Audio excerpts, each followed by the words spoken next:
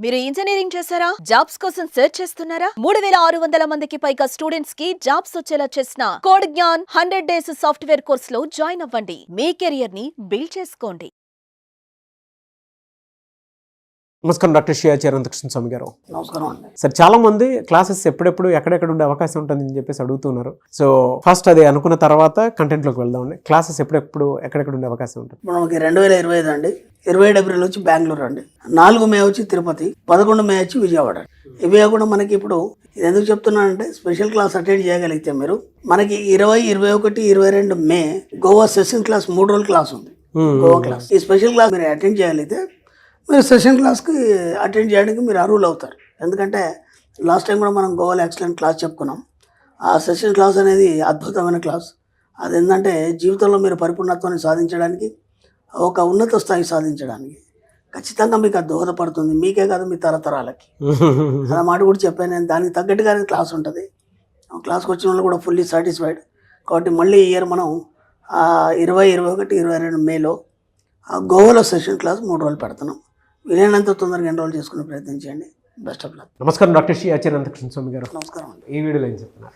మన దగ్గరికి డబ్బు ఎందుకు రావట్లేదంటే మనం ఏం చేస్తున్నామంటే ఎప్పుడు కూడా మన గురించి మనం ఆలోచించక ఇతరుల గురించి ఆలోచిస్తున్నాం. ఎందుకంటే వాళ్ళ దగ్గర చాలా డబ్బు ఉంది, వాళ్ళు ధనవంతులు, కాబట్టి వాళ్ళ దగ్గర డబ్బు వస్తుంది, వాళ్ళు ఏదైనా చేయగలరు, మనతోనేం సాధ్యం అవుతుంది. ఓకేనా? ఇవి మనం చిన్నప్పటి నుంచి కూడా వినుంటాము. లేదా మన పరిసర ప్రాంతాల్లో కూడా ఏదైనా ఒక అవసరం వచ్చింది, సపోజ్ మనమే ఒక మధ్యతరగతి వాళ్ళు ఉన్నారు, ఒక చిన్న ఫంక్షన్ చేయాలి అనగానే మనం ఏం ఆలోచిస్తామంటే ఎంత ఖర్చు అవుతుంది. అందరు కూర్చుని లెక్కలు వేసుకుంటారు. లెక్కలు వేసుకొని ఎంత అవుతుంది, దేనికి ఎంత అవుతుంది అన్నప్పుడు ఇది భోజనాలకు ఎంత అవుతుంది, లేదంటే ఆ ఊరికి వెళ్ళి రావడానికి ఎంత అవుతుంది. అంటే ఫంక్షన్ అన్నప్పుడు ఏముంటుంది అంటే ఏదో ఒక మొక్కు ఉంటుంది మనకి. ఆ మొక్కు దాన్ని తీర్చుకొని వచ్చిన తర్వాత దానికి సంబంధించిన కార్యక్రమం చేయడం అట్లాంటిది ఉంటుంది. ఆ పోయి రావడానికి ఎంత అవుతుంది, భోజనాలకు ఎంత అవుతుంది, పలాను పిలవాలి, ఇక మిగతా ఖర్చులు అన్నీ లెక్కేసి టోటల్గా ఒక 50,000, 1,00,000 రూపాయలు వేస్తారు. 1,00,000 రూపాయలు ఉన్నాయా వాళ్ళ దగ్గర? లేవు. ఇప్పుడు ఏమొస్తుంది ఆలోచన ఏమంటే మళ్ళీ డబ్బు ఎక్కడి నుంచి అప్పు చేయాలి. అవును, డబ్బు ఎక్కడి నుంచి అప్పు చేయాలి. ఓకేనా? అప్పు చేయాలనగానే ఇప్పుడు ఎవరు తేవాలి అప్పు? ఇంటి యజమాని తేవాలి, లేదంటే ఇంట్లో పెద్ద కొడుకులు ఉంటే వాళ్ళు ఏదో రకంగా సరదాలి. అప్పటికే వాళ్ళు అప్పుల్లో ఉన్నారు. కానీ ఇది ఖచ్చితంగా చేయాలి. లేకపోతే వాళ్ళకి ఏంటంటే ఒక అనీజీ ఫీలింగ్, అంటే చేయకపోతే ఏమైద్దో, అందుకే మనం ఇలా ఉన్నామేమో, అందుకే ఏ పనులు అవ్వట్లేదేమో, లేదంటే పిల్లి కావట్లేదేమో, ఇవన్నీ మనకి ఎట్లా అంటే ఒక రకమైనటువంటి వలయంలో మనం ఇరుక్కున్నాం. ఇవన్నీ మనమే సృష్టించుకున్నాం.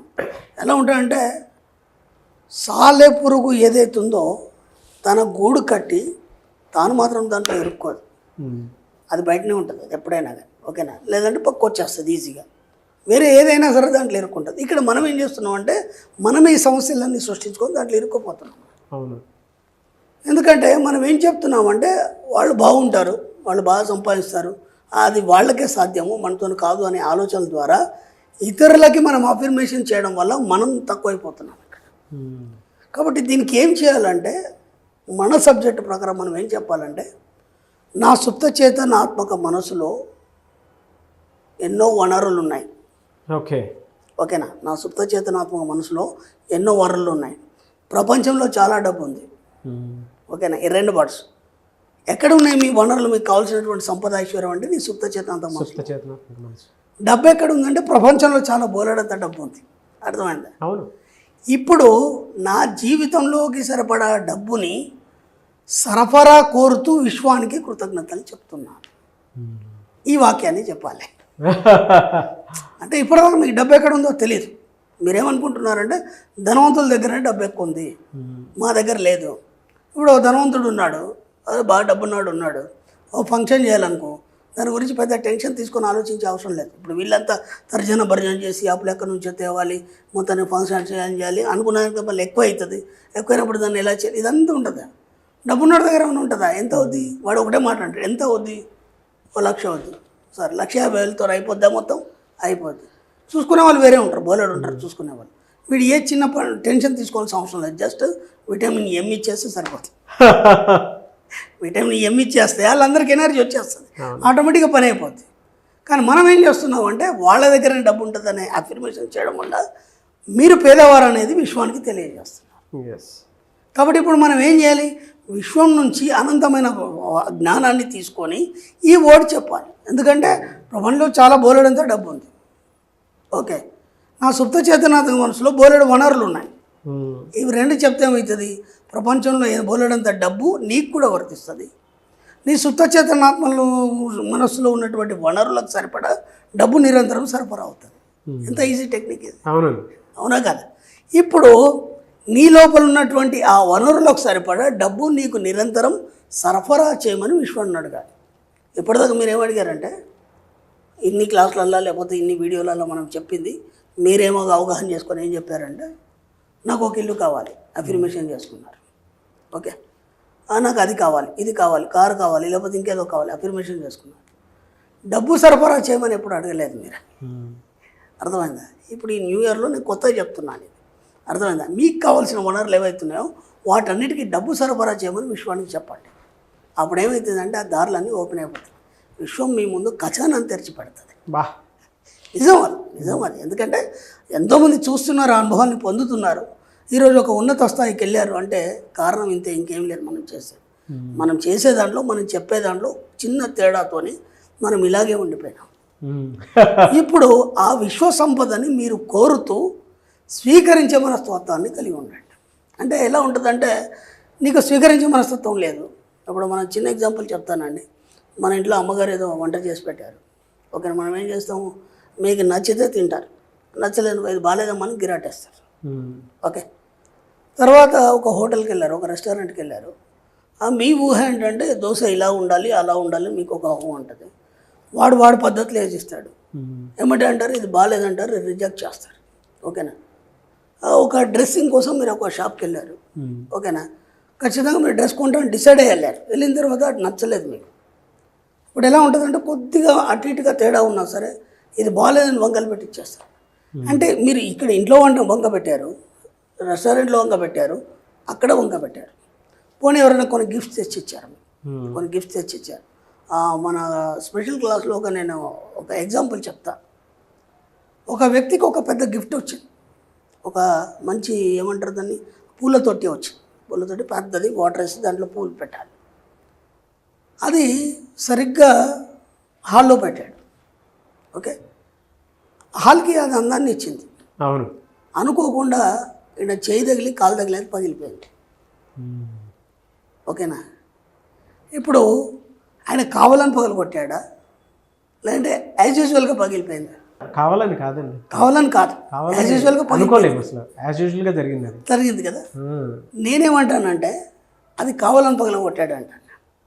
ఎలా అంటే ఎవరో గిఫ్ట్ ఇచ్చారు, అందంగా ఇక్కడ పెట్టాడు. ఇప్పుడు ఏమైందంటే అది కొద్దిగా పెద్దగా అయింది. అదే అంటే ఇంత సైజు ఉంటే సరిపోతుంది, కొంచెం పెద్దది తెచ్చాడు. అంటే ఆయనను బట్టి ఆయన తెచ్చాడు. ఆయన గిఫ్ట్ ఇచ్చేవాడు కొలుచుకొని పోడు కదా, దాని ప్రకారం ఆయన ఇచ్చాడు అక్కడ పెట్టాడు. కానీ ఈయన రోజు ఇలా రావాల్సింది ఆ ఏదైతే తొట్టి ఉందో అది డిస్టర్బ్ అవుతుంది కాబట్టి ఇలా తిరిగి వస్తున్నాడు. అర్థమైంది? ఆయనకి ఎప్పుడేమనిపిస్తుందంటే ఇది పెద్దగా అయిపోయింది, కొద్దిగా చిన్నగా ఉంటే బాగుంటుంది, అలా ఎప్పుడు కూడా మనకు ఒక దారి అలవాటు అయింది, లేకపోతే ఒక చైర్ అలవాటు అయింది. కొత్త దాంట్లోకి వెళ్ళేసరికంటే మనకు అనీజీగా ఉంటుంది.